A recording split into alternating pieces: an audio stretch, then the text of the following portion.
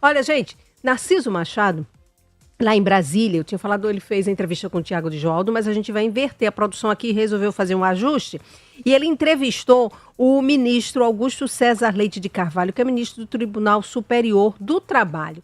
Vamos acompanhar essa entrevista que Narciso fez com o ministro. Vamos lá? Com satisfação que aqui em Brasília sou recebido na sede do Tribunal Superior do Trabalho pelo sergipano e ministro Augusto César Leite de Carvalho. Doutor, muito obrigado por ter nos recebido aqui, né? Não, muito obrigado pela visita. É um prazer, né, estar aqui conversando com o jornalista Narciso Machado, né? Com certeza é jornalista das boas causas, né? Eu andei assistindo, andei pesquisando, né, sobre a sua trajetória e fiquei muito bem impressionado. Obrigado. Doutor, conta, como é que se dá essa trajetória de Sergipe, natural de onde lá em Sergipe primeiro, até chegar Aracaju. aqui ao TST, de Aracaju mesmo? Sim. Em verdade, eu fui aquele estagiário de direito, né, no escritório de advocacia de meu pai. Passei 3 anos, que foram 3 anos muito ricos da minha vida como promotor de justiça nas comarcas de Nossa Senhora da Glória, Nossa Senhora das Dores, Riachuelo. E, em razão muito dessa experiência no escritório, eu fiz uma opção, inicialmente foi uma opção por ser juiz de direito. Sim. Eu tinha uma admiração muito grande pelo exercício da magistratura ali na comarca. Eu não queria ser desembargador, eu queria ser juiz de comarca, né? Tá no chão de fábrica, No como chão diz. de fábrica, né? Mas esse concurso demorou a acontecer, aconteceu de juiz do trabalho, na época da quinta região, então era Bahia e Sergipe. Eu fiz o concurso, eu tinha a memória da condição de estagiário depois da advocacia trabalhista, e como o espírito indignado, né, estava ali presente, eu queria tratar de direitos humanos, né, de direitos fundamentais. A nossa Constituição estava recém-nascida, então havia todo um propósito, né, de fazer valer, de concretizar, de materializar os direitos fundamentais. E isso me fez ser juiz do trabalho. Fui juiz de trabalho durante 7 anos na primeira instância, né, no interior do estado da Bahia, no interior do estado de Sergipe também na capital, na segunda junta de conciliação e julgamento, depois terceira vara do trabalho, e fui promovido para o Tribunal Regional do Trabalho, e depois de também uns 6 anos exercendo a judicatura no TRT, cheguei a ser presidente do Tribunal Regional do Trabalho, diretor da Escola Judicial, fui indicado e depois nomeado para o Tribunal Superior do Trabalho. Quanto Então tempo? eu estou aqui há 15 anos e acho que estou no lugar certo, no lugar onde o trabalho é a minha ferramenta, né? Sim.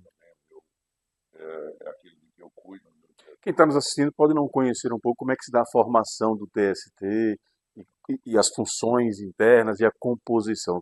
Rápidas palavras, como é que você poderia nos explicar? Nós temos hoje 27 ministros, então é o número, a composição que está prevista na Constituição. Não há vagas no Tribunal Superior do Trabalho atualmente. Um quinto dos 27 é composto por representantes da advocacia e representantes do Ministério Público. Nós temos 8 turmas. Essas turmas recebem os recursos que são interpostos contra as decisões que são proferidas por algum dos 24 tribunais nacionais de trabalho do país. A estrutura da Justiça do Trabalho ela é robusta, né? Nós temos quase que um Tribunal Regional do Trabalho do Estado, e essas 8 turmas, quando decidem de forma distoante uma da outra. Isso faz com que a matéria chegue à apreciação da subseção 1 de dissídios individuais. É basicamente isso. O Tribunal Superior do Trabalho, diferente dos outros tribunais superiores, tem uma competência diferenciada, porque ele trata não apenas do controle de legalidade, né, dando a última palavra a respeito da interpretação mais adequada para os textos de lei abaixo da Constituição, mas também nós fazemos o controle difuso da constitucionalidade e convencionalidade. Então, é da nossa competência decidir, antes do Supremo Tribunal Federal, que vai ter a última mas decidir sobre a interpretação adequada conforme a Constituição das leis, né, infraconstitucionais e também, né, em relação à Corte Interamericana de Direitos Humanos, que tem a última palavra, ou compartilha a última palavra em relação à observância dos tratados internacionais de direitos humanos. Quando a gente pensa em direito do trabalho, às vezes a impressão que fica, né, assim, no popular, está aí inserida apenas a relação patrão-empregado. A complexidade é maior do que isso mesmo? É maior por duas razões, pelo menos. Né?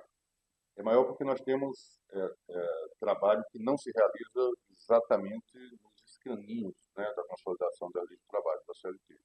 Então, evidentemente, que se você precisa de um trabalho emergencial, ou realiza um trabalho, né, que vai atender a uma demanda de momento, tal, você não está regido ali pela consolidação da lei do trabalho. Se você realiza um trabalho em que você tem autonomia como trabalhador, né, de definir as condições de trabalho, o modo como você vai organizar essa produção de serviço, de bem, de serviço e tal, você também é um trabalhador autônomo e por isso também não estaria regido pela consolidação da lei do trabalho. No dia a dia, né, no ambiente familiar, por exemplo, você realiza trabalho e você não está regido pela CLT. Então a CLT ela só está disciplinando, né, só está regulando aquele tipo de relação de trabalho que ela própria define.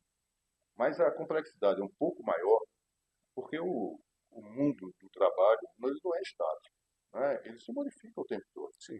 Então, as novas formas de o trabalho se organizar e se realizar, as novas formas de se dirigir o trabalho, né, de fiscalizar esse trabalho, evidentemente que elas vão se modificando e a tecnologia tem uma influência enorme, né, nesse sentido. Então, há hoje um esforço muito grande, não apenas no Brasil, e talvez até mais em outros centros econômicos mais intensos, de tentar identificar qual a norma de regência, qual é a lei de regência para essas novas formas de trabalho. Né? Por exemplo, o trabalho chamado de trabalho plataformizado, né? O trabalho de plataformas digitais e tal. Não se restringe, como às vezes a gente pensa, ao motorista de aplicativo e ao entregador. Né? Na verdade, as plataformas digitais estão desde a agricultura de precisão, né, em que você vê aquelas máquinas, né, se movimentando pelos campos aí no agro, sem nenhuma intervenção humana, e aquilo é de eficiência extrema, passando pelo comércio, né, quem é que não adquire coisas, né, pelo e-commerce, enfim, e muito também na área de serviço. Né? Hoje tem plataforma digital para tudo. Né? Você pensar de prestação de serviço, você pode ir lá e você vai encontrar uma plataforma que vai atender eventualmente a sua demanda. Entre essas possibilidades, existem essas plataformas que não apenas organizam, né, mas que são providas ali de algoritmos, etc., que permitem a direção, a precificação do trabalho. E aí é onde está o busilis, né? Aí é onde está o nó gordo, né? Aí é onde está a questão. Né? O fato de você ter um comando que vem não de uma voz humana, da inteligência humana, mas da inteligência artificial. Isso significa dizer que aquela mesma condição de trabalho, ela não é regida, pela CLT. Quer dizer, é isso que faz, né, com que você tenha uma diferenciação. Isso está sendo discutido no mundo inteiro. Né? Aqui no Tribunal Superior do Trabalho você tem 8 turmas, 4 entendem que há relação de emprego e 4 entendem que está empatada. Está empatado. Por isso que Agora, daí vai ter que atuar. Doutor Augusto, me conta uma coisa. A última reforma trabalhista, qual foi o impacto dela no trabalho de vocês, no cotidiano de vocês? E complementando mais um pouco, que a CLT sempre é discutida, a reforma trabalhista sempre é discutida, você tem setores da nossa economia que dizem que as nossas leis impedem o crescimento, impedem o empreendedorismo no Brasil. Qual é a sua opinião? Começando do fim, Eu penso que a regulação do trabalho, em nenhum momento da história da humanidade, significou um estorvo ao progresso das relações de trabalho. O fato, por exemplo, de nós termos uma mudança, né, como muito significativa em 2017, não gerou emprego e, ao mesmo tempo, agora, quando você vê que os indicadores econômicos, né, estão mais interessantes ali, estão melhores, né, a produção de riqueza faz com que você tenha uma demanda maior e, portanto, isso gera emprego e não raro emprego de qualidade, né, porque essa visão muito economicista, né, que você precisa de desemprego, né, para não gerar inflação, é você ter crescimento econômico descolado do desenvolvimento humano, né? Então, a função desses teóricos da economia é rigorosamente conciliar, né, esses valores que são também valores morais, não são apenas indicadores econômicos, porque o que nós queremos é desenvolvimento humano. Nós queremos é que direitos humanos, todas as dimensões de direitos humanos, não apenas os direitos sociais, mas as liberdades, todas elas sejam exercidas plenamente. E em relação às mudanças que aconteceram em 2017, houve um grande assoldamento ali, né? A intenção foi aproveitar o momento para reduzir direitos trabalhistas a pretexto que se estaria entregando um poder maior de negociação aos sindicatos. Ao mesmo tempo, se tirou o poder do sindicato e algumas atribuições que eram atribuições do sindicato também foram retiradas. Então, a chamada reforma trabalhista, ela traz alguns anacronismos, além de alguns textos muito mal redigidos. Muito que poderia, porque veja, nós precisamos de reforma trabalhista, nós precisamos o tempo todo de reforma trabalhista. Né? As relações se modernizam e o mundo se moderniza. Sim, você precisa de regulação. Né? É uma fantasia você imaginar que entregando, né, a autonomia da vontade e tal, as coisas se realizam. Nunca aconteceu assim, e o século XIX, né, o início do século XX, nos ensinaram, né, que nós precisamos de regulação, inclusive no próprio mercado. Né? O mercado que às vezes quer regular as relações individuais, ele precisa de autorregulação, ele precisa de regulação. Ele não atua, né, você tem o direito da concorrência, né, você tem todo um aparato, inclusive estatal, né, para controlar os agentes econômicos. Isso acontece em toda a relação jurídica, e também na relação jurídica do emprego.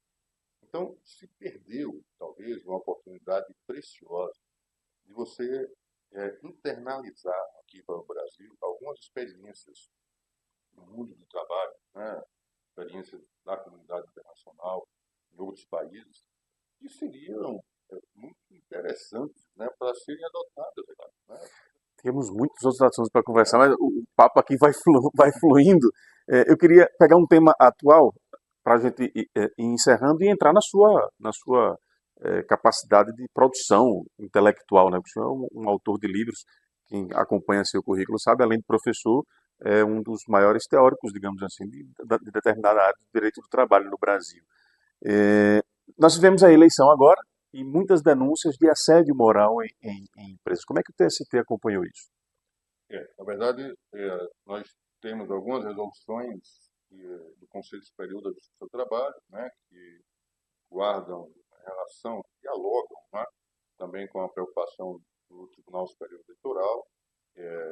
Há essa comunicação frequente, porque o objetivo é que essa liberdade política, que é uma liberdade fundamental, né, que é um direito humano de você escolher os seus representantes políticos, não pode ser violada, não pode ser vulnerabilizada em razão de uma assimetria, né, de uma desigualdade que existe ali entre empregador e empregado. O empregador não tem esse direito de tentar influenciar o voto dos trabalhadores. E, lamentavelmente, né, da penúltima eleição, sobretudo para cá, nós tivemos um incremento desses casos de assédio moral, você disse bem, né, mas é um assédio moral que nós denominamos de assédio eleitoral, porque está muito específico ali, ligado No a esse período. movimento das eleições, o período eleitoral.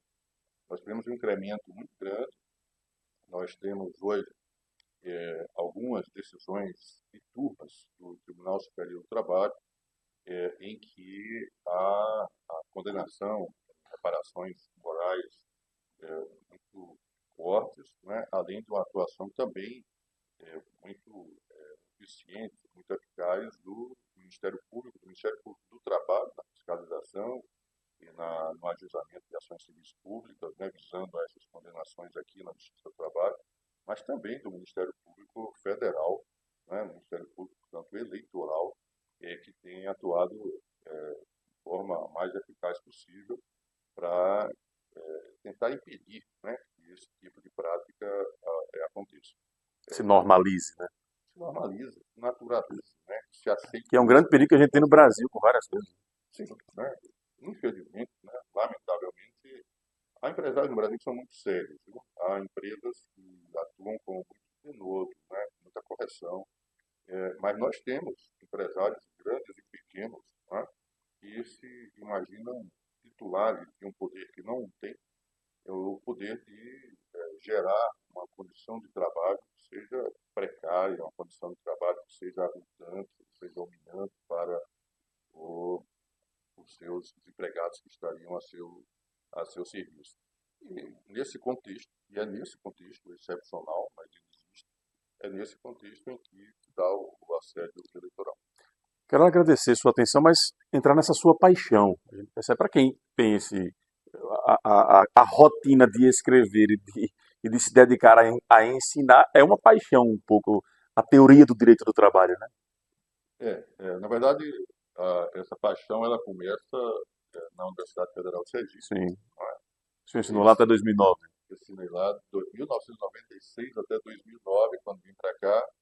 Aqui eu fui acolhido, fui convidado pelo Centro Universitário IESB, né, Instituto de Educação Superior de Brasília, que é uma entidade particular, uma entidade privada, é uma experiência absolutamente nova para mim. Coincidiu nesse meio tempo de eu concluir o meu doutoramento e um pouco mais adiante eu recebi um convite, uma bolsa, né, que me foi oferecida por professores que estavam atuando na Universidade de Lisboa, onde eu estava ensinando o curso de mestrado e tal, e aí me convidaram para fazer um pós-doutoramento em Salamanca, na Universidade de Salamanca. Um ano depois, eu assumi uma disciplina na Universidade de Salamanca, de Direitos Humanos, e essa minha relação passional é como se ela se expandisse, né? A percepção do direito do trabalho como uma dimensão dos direitos humanos. E de lá para cá, eu tenho, né, ministrado aulas não apenas aqui no IES, mas também, né, na Universidade de Salamanca, e mais recentemente, esse mesmo grupo de professores me convidou e eu já tive a primeira experiência na Universidade Portucalense, né, no Porto, Portugal. Então, essa experiência internacional me ajuda a perceber como os direitos humanos eles precisam ser concretizados, realizados, e como a concretização do direito do trabalho, né, a proteção do direito do trabalho, está muito relacionada a essa pauta internacional, dos organismos internacionais. É o que há de mais avançado, né? Curiosamente, é o que há de mais avançado. Se você ler não só os documentos da Organização Internacional do Trabalho, mas a Agenda 2030, o Objetivo de Desenvolvimento Sustentável número 8, você vai ver que o propósito, esse é o objetivo de nós promovermos trabalho sustentável, sustentado, né, promovendo o trabalho decente, está lá, né, esse ODS número 8, e entre as metas está a de nós banirmos, né, todo o trabalho forçado e nós protegermos não o trabalho simplesmente, mas o direito do trabalho. Tá? Então, nem sempre isso é percebido como algo contemporâneo, quando na verdade esse é um objetivo a ser alcançado no futuro. Tá? Segundo essa pauta das Nações Unidas, da OEA, das cortes internacionais, tá? Mas enfim, aqui e ali a gente tem alguma discrepância. Vejo aqui uma edição de um trabalho que você realizou, que é o Direito do Trabalho, Curso e Discurso. Uma obra aqui do Dr. Augusto. Essa obra vem da Universidade Federal de Sergipe. Né? Ah, é? Ela é outra editora. Quando eu vim para aqui, para o TST, eu quis que esse livro, esse curso, ficasse disponível no site gratuitamente, inclusive, e tal.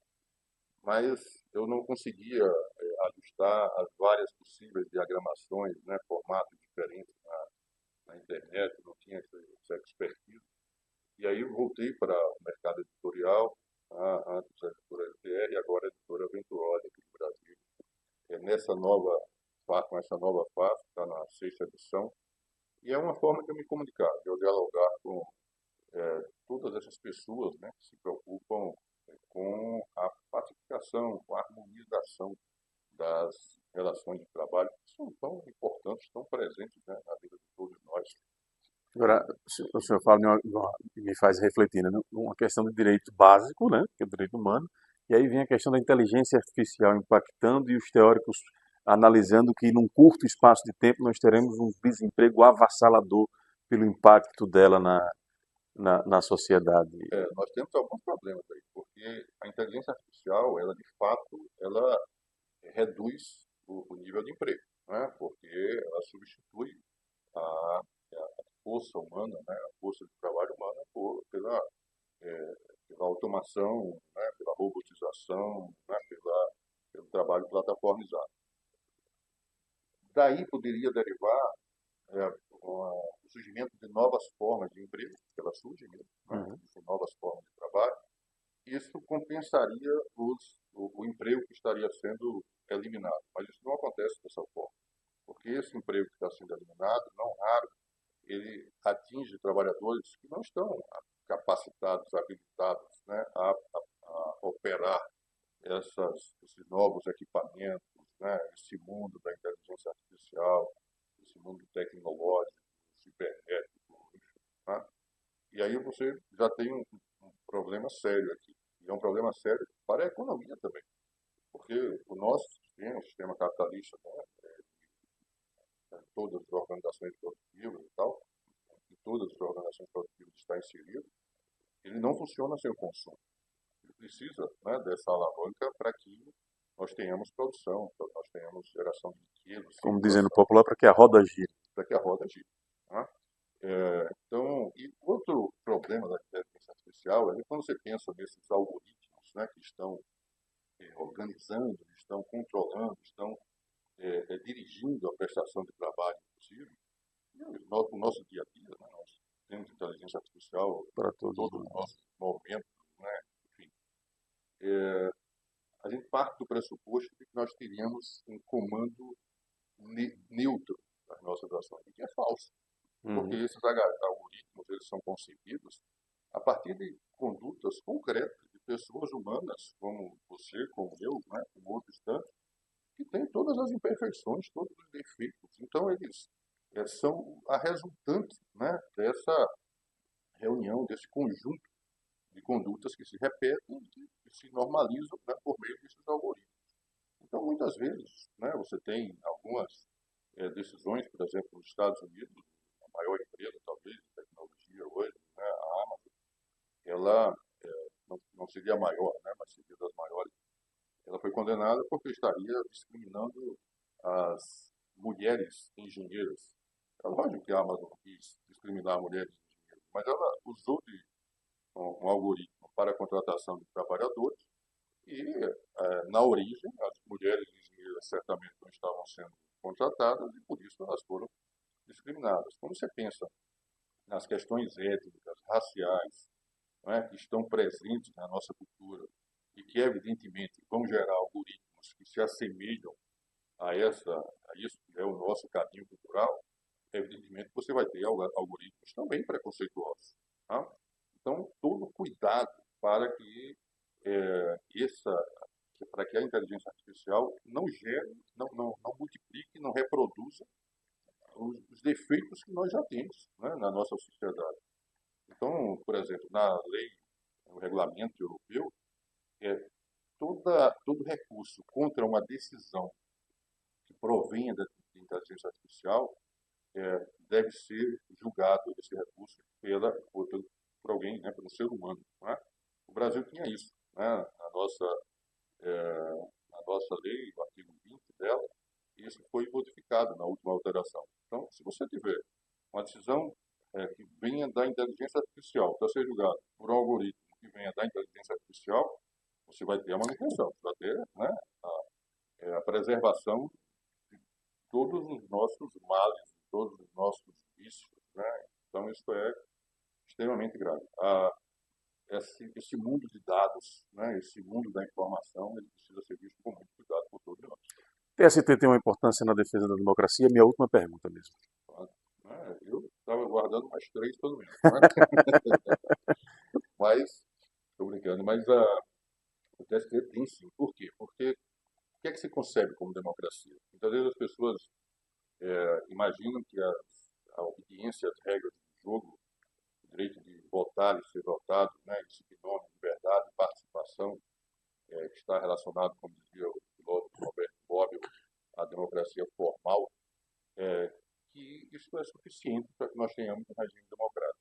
Mas dizia o próprio Bobbio, né, que para além dessa democracia formal, chamada de procedural, existe uma democracia substancial. Porque se você pensar em votar e ser votado, né, é democrático o regime em que as pessoas são eleitas pela maioria dos cidadãos, você vai dizer, olha, o regime nazista foi democrático, porque afinal o Hitler foi eleito, foi aclamado, foi exaltado, né, pela população naquele momento em que a Alemanha estava revoltada com o Tratado de Versalhes, enfim, com o que foi acordado no final da Primeira Guerra. Então, democracia é mais do que isso, né? Democracia tem conteúdo moral. Democracia significa respeito aos direitos humanos. Quando a gente pensa em direitos humanos, a gente não pensa apenas nas liberdades. As liberdades, na verdade, é o que todos nós queremos. Mas, para você obter as liberdades, você precisa que os direitos econômicos, sociais, culturais e ambientais estejam presentes. No discurso, né, das Nações Unidas, né, de todas as cortes internacionais, você vê muito presente a ideia da indivisibilidade, da interdependência. Você só tem em plenitude o exercício de todas as liberdades, a liberdade de pensamento, de expressão, de locomoção, de reunião, se você tiver essa base, né, primária aqui de direito à educação, direito à saúde, direito ao trabalho digno, direito à previdência, né, que garanta uma velhice decente. Se você não tiver essa base, você não pode pensar na liberdade. A liberdade não será universal. Muito obrigado pela aula e pelo compartilhamento de conhecimento com a gente. Foi maravilhoso esse papo. Gostei muito também. Estarei sempre à disposição aqui ou na minha terra querida. Quando for lá, por favor, nos visite. Tá bom. Lhe receber lá para lhe mostrar a nossa emissora, a FAM FM.